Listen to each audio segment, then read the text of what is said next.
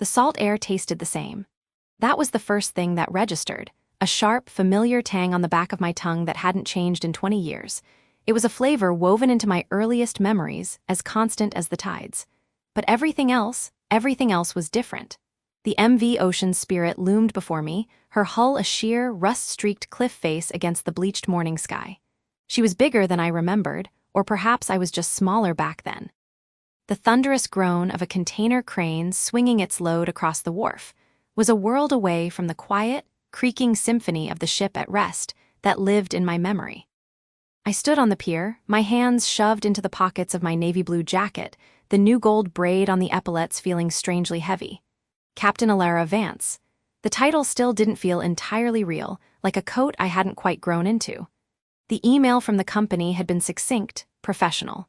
The appointment was a testament to my record, my tickets, my years of service on other, lesser vessels.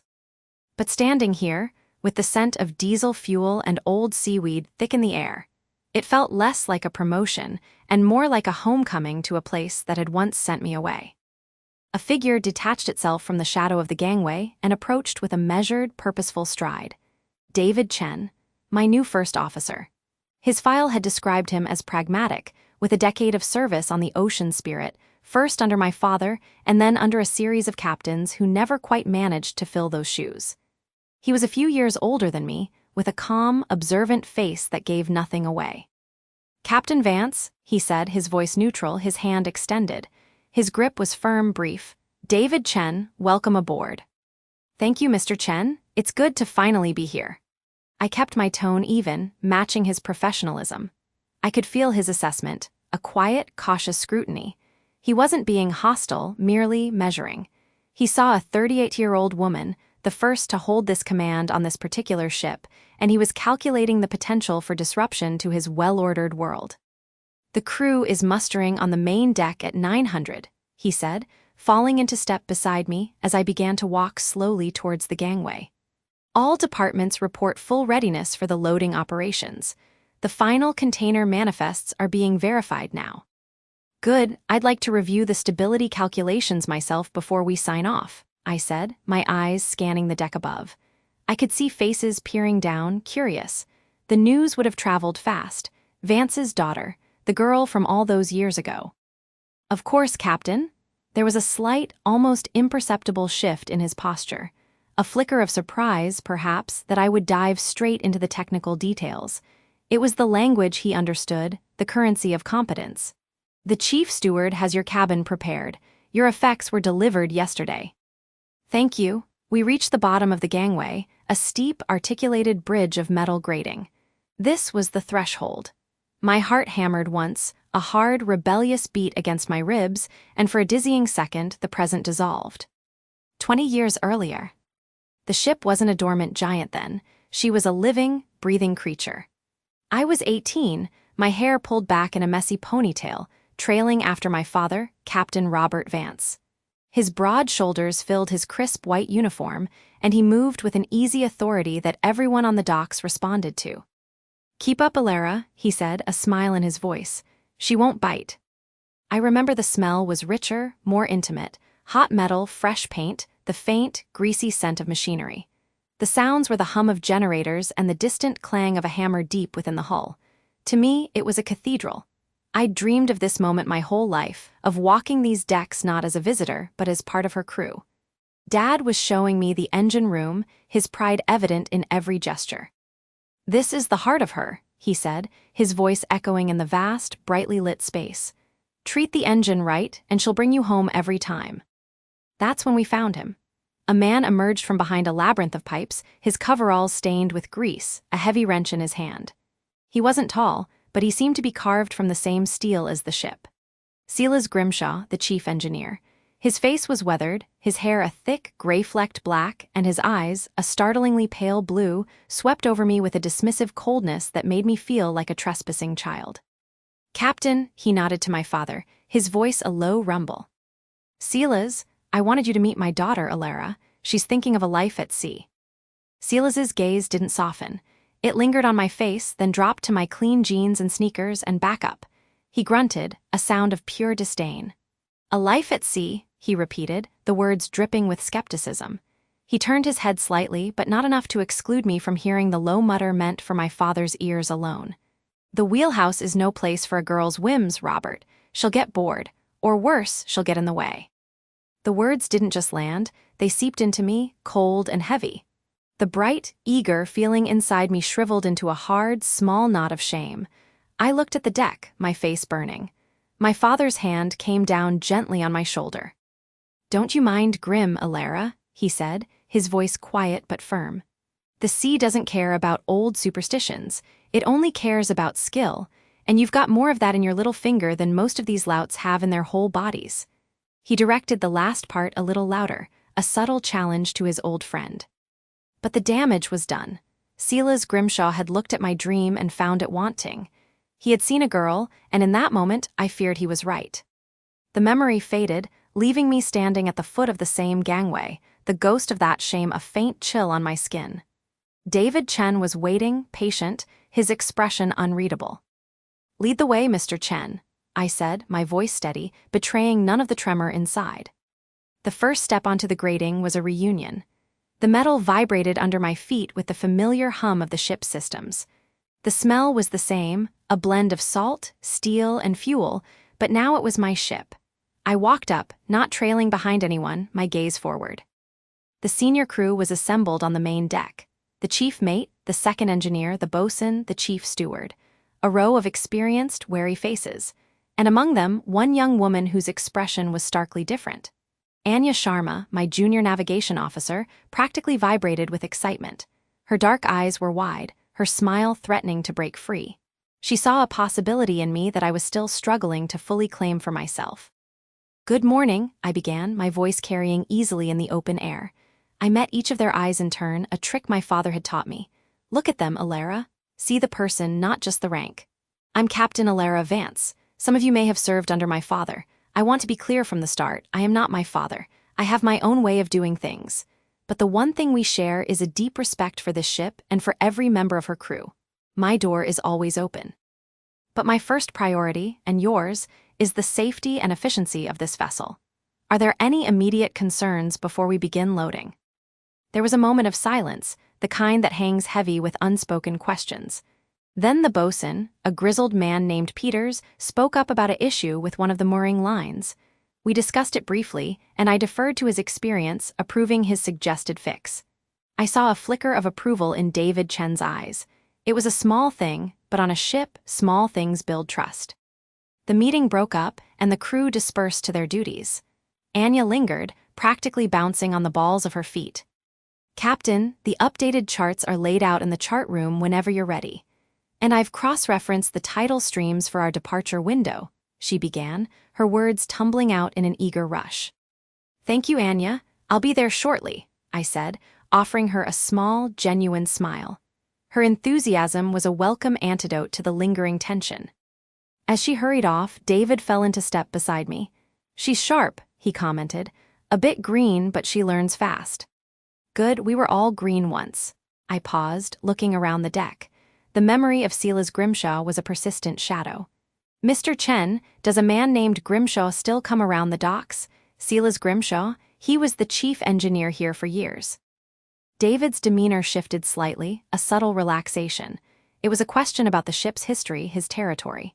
"Grim? Oh yes, he's retired, but he's like a bad penny. Shows up most weeks, usually on a Tuesday. Says he's checking on his old girl." He nodded towards the portside rail. "You can usually find him leaning on the fence down at the far end of the pier, just watching. The dockmaster lets him be. He's a relic, but he's part of the furniture." A relic, the word echoed. He was still out there, still watching. The thought was unsettling. Was he waiting to see me fail, to confirm his prediction from 2 decades ago? I spent the next few hours immersing myself in the ship. I walked the decks, refamiliarizing myself with every cleat and hatch. I climbed to the bridge, a place that had once felt like a forbidden sanctum. The panoramic windows offered a commanding view of the bustling port. The chart table was exactly where I remembered, and Anya had indeed prepared everything with meticulous care. I ran my fingers over the cool, smooth surface of the radar display, feeling the rightness of it, the culmination of a long, hard-fought journey. David worked beside me, our conversation shifting from formal reports to a more fluid exchange of ideas. He was thorough, his knowledge of the ocean spirit's quirks encyclopedic. The initial reserve was still there, but it was being slowly worn down by shared purpose. He wasn't loyal yet, but he was professional, and that was a start. Later, as the late afternoon sun cast long shadows across the water, I stood on the starboard wing of the bridge, a cup of bitter black coffee in my hand. The loading was proceeding smoothly, the rhythmic thump and clang of containers being secured a steady percussion to my thoughts. I felt the weight of the command, the responsibility for the ship and the lives aboard her. It was a comfortable weight, one I had trained for. But beneath it, the old anxiety stirred, the ghost of an 18-year-old's doubt. That's when I saw him. A lone figure stood at the very end of the pier, a stooped silhouette against the glare of the setting sun. He was too far away to make out his features, but I knew. The way he stood, utterly still, his attention fixed on the ocean spirit, left no doubt. It was Silas Grimshaw. 20 years later, he was still there, a silent sentinel from my past. He wasn't shaking his head or making any grand gesture. He was just watching. A quiet, looming presence, a question mark hanging in the salt-tinged air. I didn't move. I simply stood my ground on the bridge of my ship, meeting his distant gaze across the water. The echo of his words, "The wheelhouse is no place for a girl's whims," was a faint whisper now, drowned out by the solid, reassuring thrum of the ship's engines beneath my feet. He was a ghost from a story I had almost let define me. But the story wasn't over. It was just beginning, and I was the one holding the pen. I took a long, slow sip of my coffee, the bitter taste a welcome anchor in the present. Let him watch. He would see a captain, he would see a sailor, he would see me. The first real test came 3 weeks out, not as a gradual shift in the crew's attitude, but as a line of bruised purple cloud on the horizon that swallowed the sky whole. The barometer plummeted like a stone. This wasn't the gentle rocking of a following sea, this was the ocean baring its teeth. I stood on the bridge, my hands resting lightly on the cool, polished wood of the helm console. The ship, my ship, felt tense beneath my feet, a living thing anticipating the blow. Through the reinforced windows, the world had narrowed to a churning, gray-green fury. Waves, not as individual swells but as moving mountains, slammed into the bow with a force that shuddered through the entire hull, a deep, guttural groan that spoke of immense strain. "All hands secure for heavy weather. That's not a suggestion," I said, my voice calm and carrying over the rising howl of the wind. I didn't need to raise it. Panic is a virus, and a captain's tone is the first inoculation. David Chen was at my side, his face a mask of professional concentration, but I saw the subtle tightening around his eyes. He was running through a mental checklist, his gaze flicking between the radar screen and the tempest outside. "All watertight doors confirmed secured, Captain. Engine room reports full readiness." "Good, reduce speed to bear steerageway. Let's not fight the waves, let's dance with them." Anya Sharma, stationed at the navigation console, looked pale but fiercely determined. Her knuckles were white where she gripped the edge of the chart table. This was her first major storm as an officer, and I saw the mix of terror and exhilaration in her eyes. She kept glancing at me, a nervous bird checking its anchor. A particularly massive wave loomed, a sheer wall of black water. I felt the collective intake of breath on the bridge. "Helm, port 10, steady as she goes." The command was quiet, almost conversational. The helmsman, a seasoned, able seaman named Larson, responded with a crisp "Port 10, aye, Captain," his own nerves steadied by the lack of panic in my orders. The ocean spirit rose, her bow climbing the liquid mountain with a shuddering grace. For a terrifying moment, we were suspended, the world tilting at a dizzying angle. Then we crested the peak and plunged down the other side into the trough, the propellers momentarily racing free before biting deep again. Spray exploded over the bridge windows, obscuring the view for a heart-stopping second. "Well ridden, Larson," I said, and the helmsman allowed himself a tight, relieved smile. David gave a curt nod of agreement, his eyes meeting mine for a brief second. It wasn't warmth, but it was acknowledgement. A shared understanding of the sea's power and the skill required to meet it. In that moment, I was Robert Vance's daughter or the ship's first female captain. I was simply the mariner in command. The storm raged for 8 hours. 8 hours of constant, minute adjustments, of reading the water's mood, of projecting an aura of unshakable calm I didn't always feel in the pit of my stomach. When the worst had passed and the waves subsided into a heavy, sullen swell, the atmosphere on the bridge shifted. The tension bled away, replaced by a weary, triumphant exhaustion. Anya practically glowed. "Captain, that was incredible, the way you timed the turns." "It's just geometry, Anya," I said, though the praise sent a small, warm flicker through my chilled bones. "Angles and vectors. You'll learn it." I saw David watching us, his expression unreadable. He'd seen my competence, but the easy mentorship I offered Anya seemed to unsettle him. That unsettled feeling crystallized 2 days later, under a calm, sun-drenched sky. The incident was small, a classic rookie error. Anya, buoyed by her survival of the storm and eager to prove herself, was plotting our course for the approach to our first port call. In her enthusiasm, she misplotted a tidal stream arrow, offsetting our intended track by a negligible half-mile. Negligible in deep ocean, but potentially significant in congested coastal waters. David found it during his routine check of the day's work. He didn't just point it out, he brought the chart into my cabin, his face set in hard lines. "Captain, we need to talk about Sharma," he began, without preamble, laying the chart on my desk. He pointed a blunt finger at the error. "Sloppy, dangerous. This kind of inattention is how near misses happen." I studied the chart. "It's a mistake, David, a small one caught in time." "Small mistakes compound. This isn't a training vessel. She needs to understand the weight of her responsibilities. A formal note in her file is appropriate. A sharp lesson now prevents a catastrophe later." I leaned back in my chair, the leather creaking. This was the first true test of my leadership philosophy, not against the sea, but against the ingrained culture of the ship. My father had believed in teaching. The old man, Silas Grimshaw, had believed in hammering lessons home with the threat of consequences.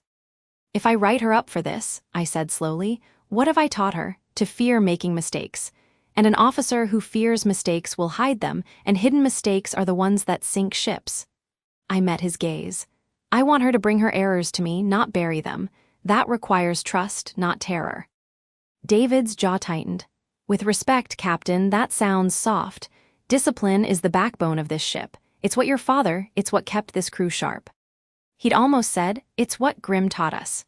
The ghost of the old engineer was in the room with us. I could feel his disdain for what he would call coddling. "My father also believed in patience," I said, my voice even. "Discipline isn't just punishment, David. It's rigor. It's doing the job right because you understand why it must be right. I'll speak to Anya. It will be a lesson, I assure you, but it will be a lesson in precision, not a lesson in fear." The silence that followed was thick with disagreement. David finally nodded, a stiff, formal motion. "You're the captain." The words were correct, but the sentiment behind them was a wall. He turned and left, the unspoken criticism hanging in the air. "You're doing it wrong." I called Anya in. She knew immediately, her face falling as she saw the chart on my desk. "Captain, I'm so sorry, I was rushing, I just—" "Stop," I said, not unkindly. I pointed to the chart. "Show me, walk me through your plot." For the next 20 minutes we went over it, line by line. I didn't yell, I didn't threaten, I asked questions. "What does this current do to our speed over ground? If we're here instead of here, how does that change our pilot boarding time?" She was bright, and under the patient scrutiny, she understood the ripple effect of her error far better than any dressing down could have conveyed. By the end, she was chastened, but not crushed. "It won't happen again, Captain," she said, her voice firm with new understanding. "I know it won't," I said. "Dismissed." She left, her shoulders squared with determination rather than slumped in shame. It felt like the right choice. But alone in my cabin, the doubt whispered. Was David right? Was I confusing compassion with weakness? The memory of being 18 and desperate to prove myself on this very ship was a fresh wound. I remembered the sting of dismissal, the feeling of not being given a chance to learn. I didn't want to be that for Anya. But did that make me a good leader, or just a sentimental one? The questions followed me ashore a week later, in the bustling port of Valport. The ship was secured, cargo operations underway, and the crew had scattered to the winds of their short liberty. I needed to get off the ship, to feel land that didn't move beneath my feet. I found myself drawn to the Marlin's Hook, a sailor's pub that smelled of stale beer, fried food, and brine, a universal aroma that hadn't changed in 20 years. I took a seat at a small, scarred wooden table in a corner, the varnish sticky under my elbows. I was halfway through a pint of dark, local ale, letting the noise of the place wash over me when I felt a presence. A shift in the atmosphere, like a sudden drop in barometric pressure. I looked up.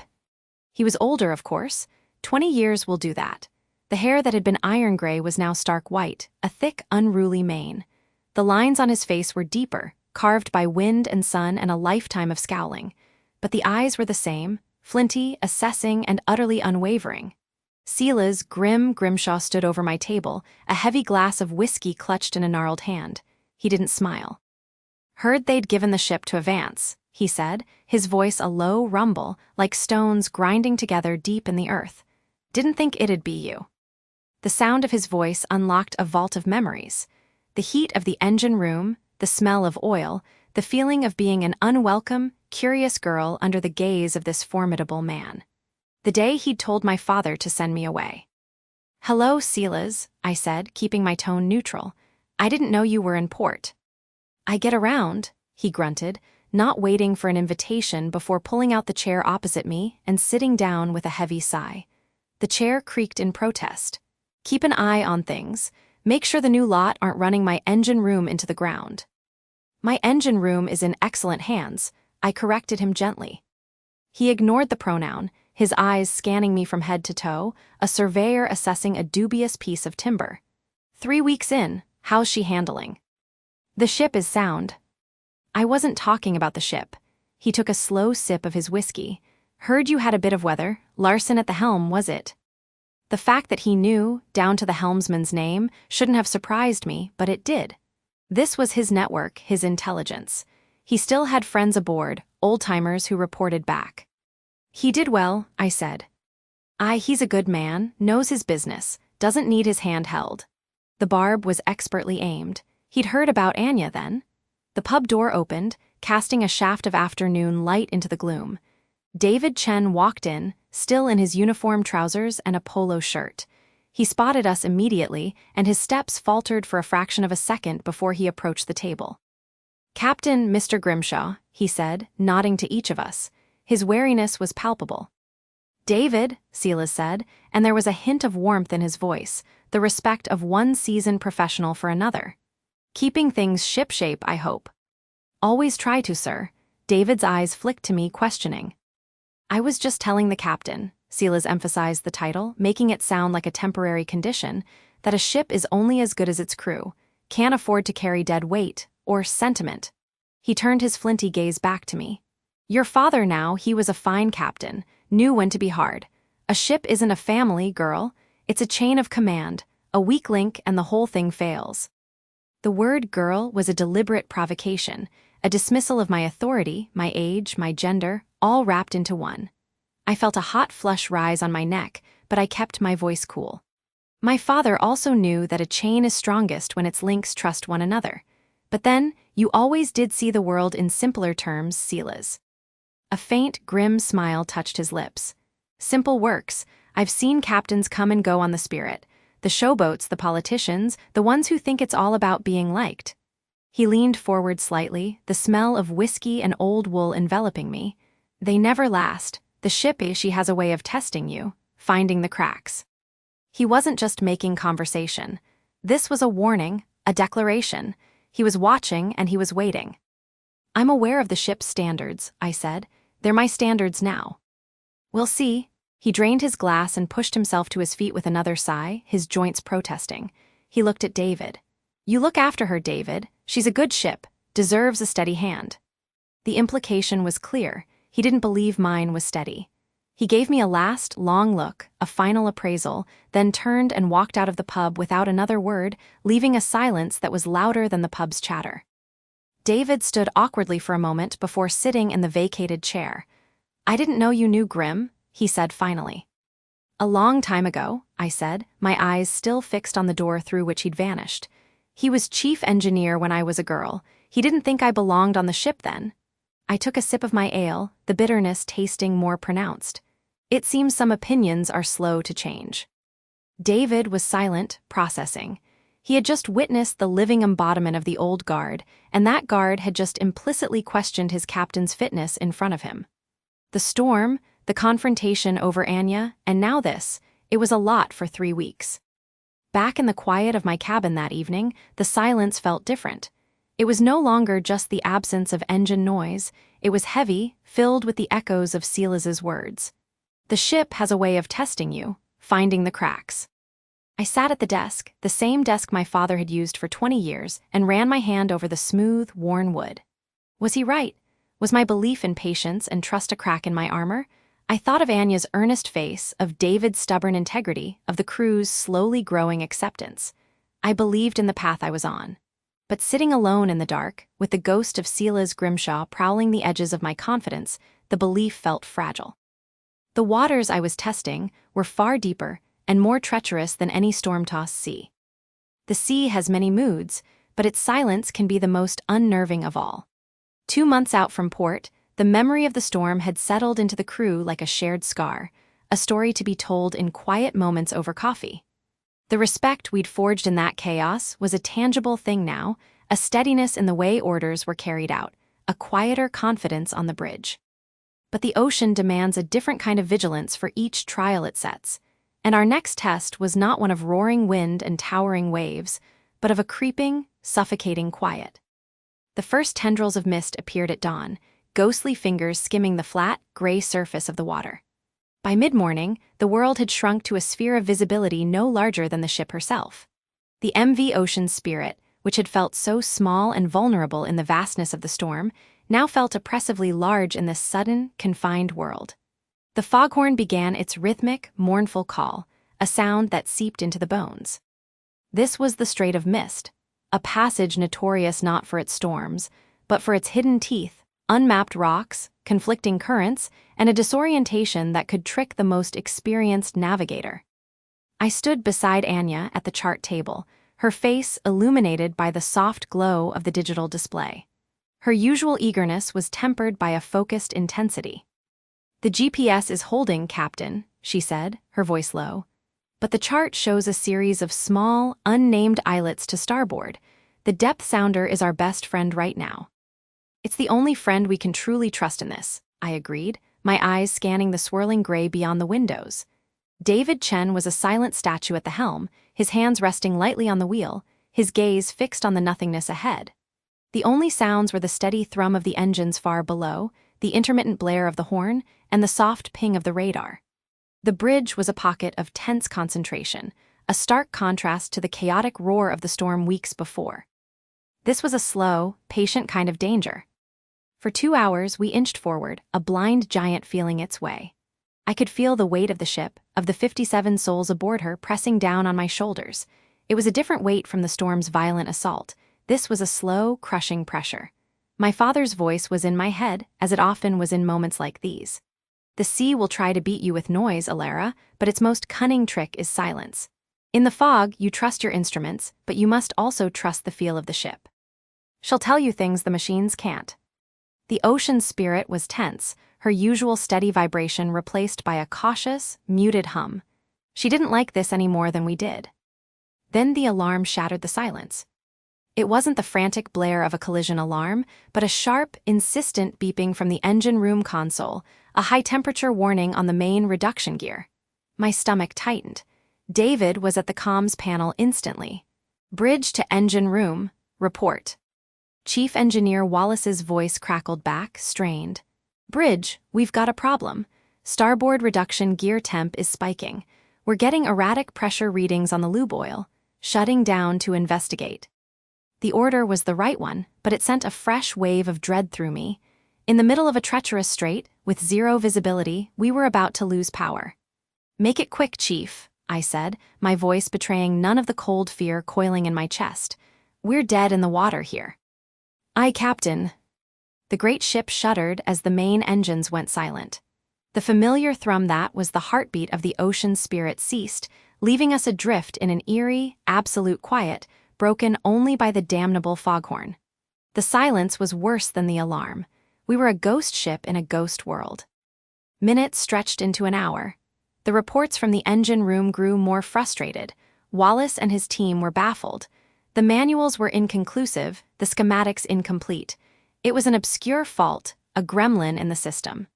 David joined me at the forward window, his face a mask of controlled anxiety. Wallace says it's a bleeding issue, but he can't find the source. The system is idiosyncratic. He didn't need to say more. We both knew whose ghost was in that machine. The engine room had been Silas Grimshaw's kingdom for 30 years. He knew every bolt, every pipe, every whispered secret of the old machinery. He'd built a reputation on keeping this very engine running long past its theoretical retirement date through sheer force of will and intimate knowledge. The thought of calling him was a bitter pill. 20 years hadn't erased the sting of his dismissal, the way he'd looked at my 18-year-old self and seen only a girl playing at a man's profession. My pride, a hard-won thing built over 2 decades of proving myself, rebelled at the idea. To go to him, cap in hand, to admit that his old girl was faltering under my command, it felt like a validation of every doubt he'd ever voiced. But the fog pressed against the windows, a physical manifestation of the danger.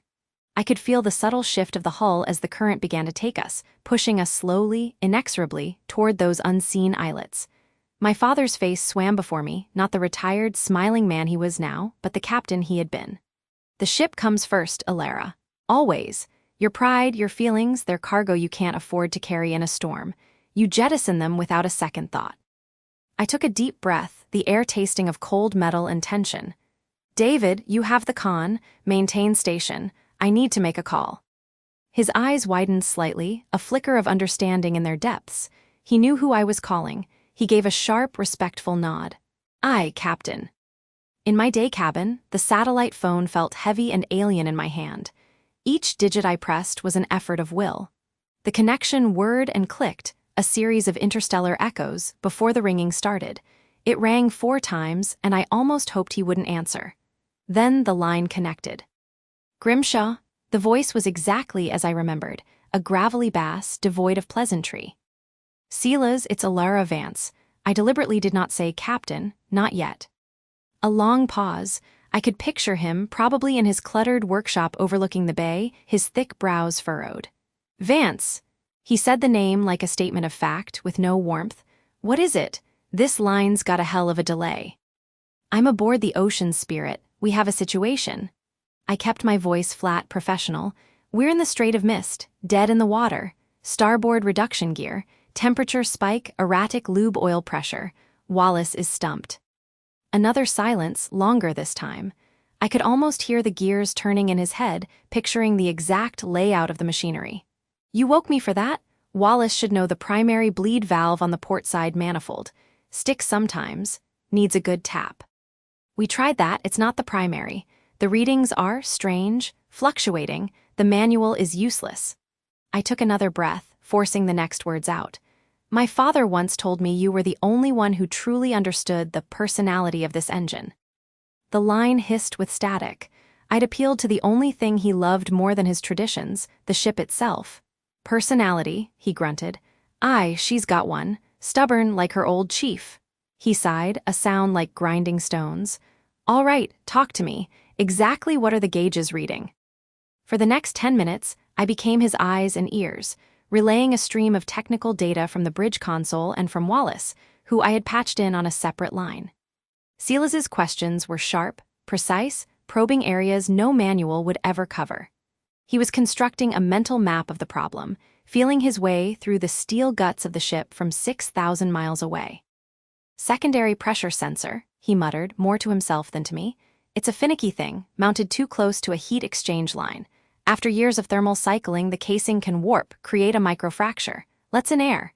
Gives you a false low reading, which makes the pump overcompensate, which causes the actual overheating. He was talking now, the words coming in a steady, confident stream.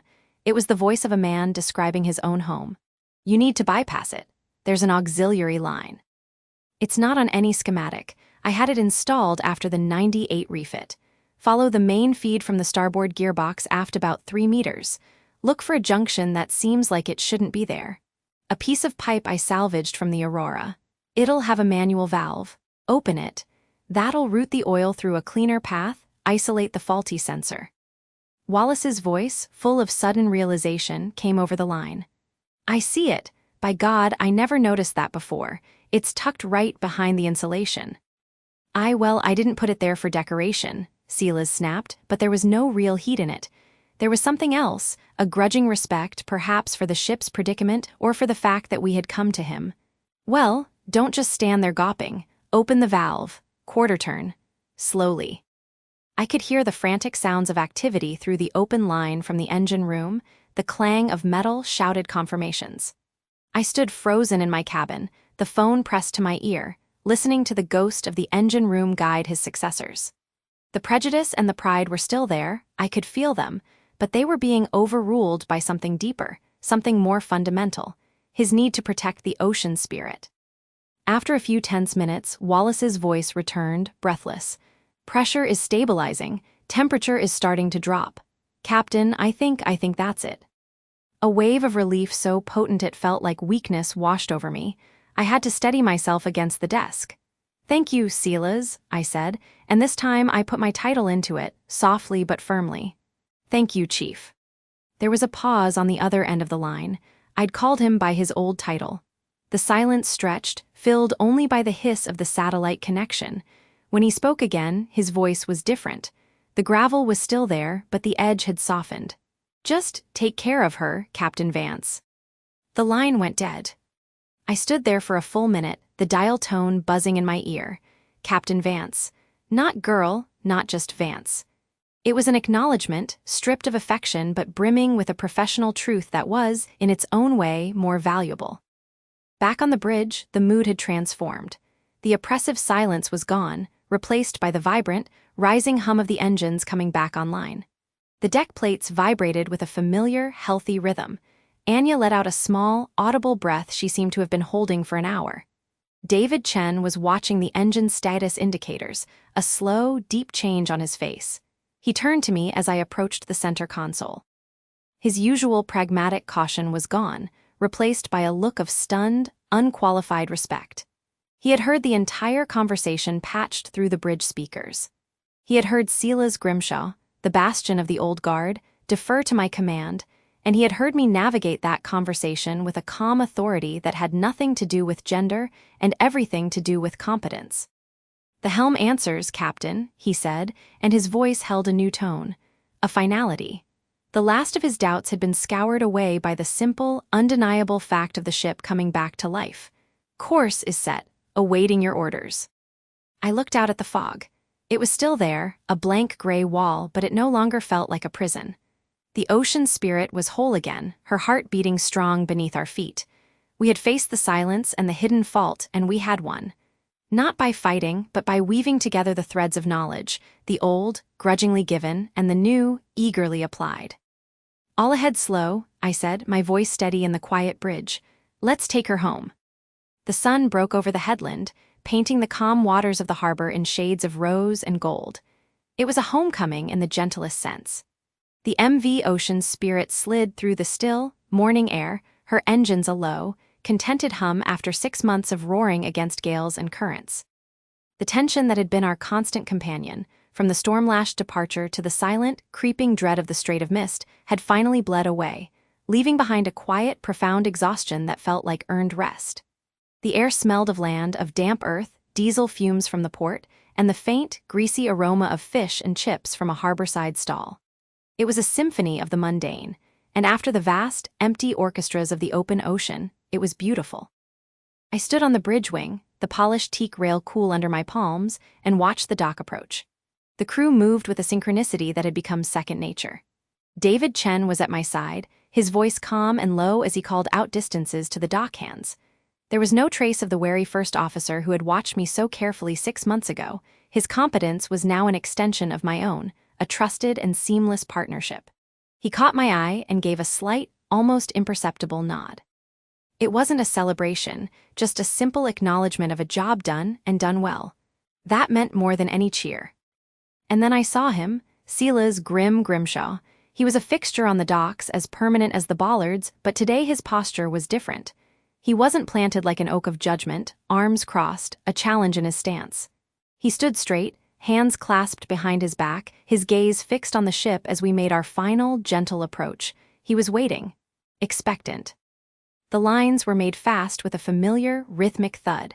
The engines sighed into silence. The sudden quiet was a physical presence after so long at sea. The usual flurry of disembarkation began, but my attention was held by the old man on the dock. I felt a calm certainty settle over me, a decision made not in that moment, but cultivated over the thousands of miles behind us. "David, you have the con," I said. "I'll be down on the dock."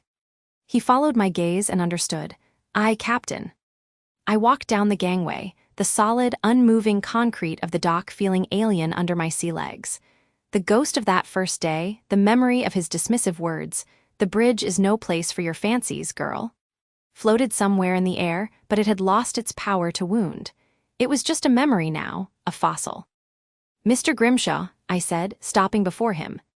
"Captain Vance," he replied, and the title, once a gauntlet thrown, now sounded like a simple fact. His eyes, the color of a winter sea, scanned the ship from stem to stern. "Heard you had a smooth run back, even through the mist." "We managed," I said. The understatement hung between us, rich with unspoken meaning. I gestured towards the gangway. "The ship, in. Would you care to come aboard? See for yourself." He didn't smile. Silas Grimshaw wasn't a man for smiling, but a deep, considering look passed over his face, and he gave a single, sharp nod. "Aye, I would." He followed me up the gangway, his steps sure and heavy on the metal. He moved through the ship not as a guest, but as a returning king surveying a well-kept kingdom. His hands, gnarled and speckled with age, trailed over bulkheads, touched the winches on deck, felt the tension in a newly coiled rope. He didn't say a word, but his touch was a language in itself, a gentle, almost reverent inspection. "I'd like to see the engine room," he said, his voice a low rumble. "Of course." We descended into the heart of the ship, the air growing warmer, thick with the smells of oil, metal, and ozone. The chief engineer, a young woman named Jessup with grease smudged on her cheek, looked up from her console, her eyes widening slightly at the sight of the legend in her domain. "Carry on, Chief," I said. "Mr. Grimshaw is just paying a visit." Silas moved past her, his eyes missing nothing. He ran a hand over the main turbine housing, his fingers tracing the seams. He peered at pressure gauges, listened to the hum of the auxiliary generators, knelt down to look at the bilge pumps. He was looking for the mess he had predicted, the neglect, the proof that a woman's command would lead to a decay of standards. He found the opposite. The engine room gleamed. Every surface was clean, every piece of machinery hummed with perfect, maintained order. It was a testament to the crew, to my insistence on the standards my father had taught me, the very standards Silas himself had once upheld. He stood up slowly, a soft grunt escaping him. He turned from the engines and looked at me, his gaze lingering on my face, then sweeping around the immaculate room once more. "Robert would be pleased," he said, the words coming out gruff but undeniable. "He always said a ship's soul was in her engines. You've kept her soul clean, Captain." It was the first time he'd mentioned my father without a tone of pity or disappointment. It was a statement of pure, unvarnished fact. "Thank you, Silas," I said, using his first name deliberately, meeting his gaze squarely. He just nodded again, a world of meaning in the gesture. "The bridge." "This way." We climbed back up through the decks, the sounds of the ship changing from the mechanical thrum below to the quieter, focused atmosphere of the operations levels. Anya Sharma was on the bridge, finishing the log entries. She saw us and snapped to a respectful attention, her eyes bright with a mixture of awe and nerves. "At ease, Anya," I said, "just finishing up." "Yes, Captain, all secure." "Good work, especially through the strait. Your chart corrections were spot on." She beamed, a flash of the idealistic young officer she'd been, tempered now by proven skill. "Thank you, Captain." She glanced at Silas, offered a quick, respectful "sir," and then made a discreet exit, leaving the two of us alone on the quiet bridge. The panoramic windows showed the full, bustling life of the port, but in here, it was silent. The only sounds were the faint whisper of the climate control and the distant cry of gulls. This was where it had started, 20 years ago. This was the place of my first dream and my first defeat. Silas walked over to the chart table. His fingers, those same fingers that had once crumpled my carefully drawn chart, now gently smoothing the edges of the current one. He stood where my father used to stand, looking out at the view he had commanded for decades. He didn't look at me when he spoke. His voice was low, meant for the glass, for the ship, for himself as much as for me. "I was wrong," he said. The words were simple, unadorned. There was no fanfare, no apology, just a stark admission. I thought the old ways were the only ways. I thought this," he gestured vaguely, encompassing the bridge, the command, "was a passing fancy, that it would diminish her." He finally turned, his eyes meeting mine. They were clear, stripped of their old defiance. "You are not what I expected, Alara." He paused, choosing his next words with the care of a man unaccustomed to giving compliments. "You are a fine sailor, a fine captain. The ship, she's in good hands, better than I feared." The air left my lungs in a quiet sigh. This was it. This was the moment I had been working towards for 2 decades, not for him, but for myself. And yet, hearing it from him in this place felt like a lock clicking open.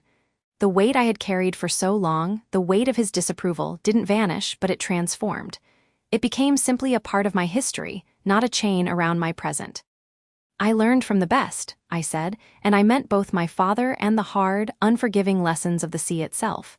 "And I respect the old ways, Silas, but a ship isn't a museum piece. She's a living thing. She needs to adapt to stay strong. That's all I've tried to do, keep her strong." He considered this, his jaw working. The idea of change was still a bitter pill for him, but he swallowed it. He gave one last, long look around the bridge, a look of farewell. "Aye," he murmured. "Strong." He walked towards the door, then stopped, his hand on the frame. He didn't turn back. "Good luck, Captain. Fair winds." And then he was gone, his heavy footsteps echoing down the passageway. I was alone on the bridge. The silence was different now. It wasn't the tense, waiting silence of the Strait of Mist or the lonely silence of my first command. It was a full, deep, peaceful quiet.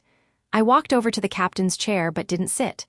I stood behind it, my hands resting on its high back, the worn leather familiar under my touch. I looked out at the port, at the end of this voyage. But my mind wasn't on the past anymore. The ghost of Silas's words had been laid to rest. The skeptical gaze of David Chen had become one of trust. The eager enthusiasm of Anya Sharma had been forged into capable confidence. The memory of my father was a warm, steady light, not a shadow I had to struggle out from under. I was 38 years old. I was Captain Alara Vance of the MV Ocean Spirit. The title was no longer a challenge or a defense. It was simply who I was. The journey from the scorned, 18-year-old girl to this moment had been long and often difficult, but every mile of it had been necessary. I hadn't earned this place by demanding it. I had earned it by deserving it, by living it. Through the bridge window, I saw David on the dock, overseeing the final provisioning for the next run. He looked up, caught my eye, and raised a hand. Not a wave, just a brief, solid gesture of connection. I nodded back. Anya was talking animatedly to a group of junior officers, no doubt reliving the voyage, her hands tracing shapes in the air, the roll of the storm waves, the narrow passages of the strait. I turned from the window. My logbook was open on the desk. I sat down, the chair feeling more comfortable than ever before, and picked up my pen. The past was logged, accounted for, its lessons learned and its weights lifted. I flipped to a fresh page. The paper was clean, white, full of possibility. I touched the pen to the paper, ready to write the first entry for the next voyage.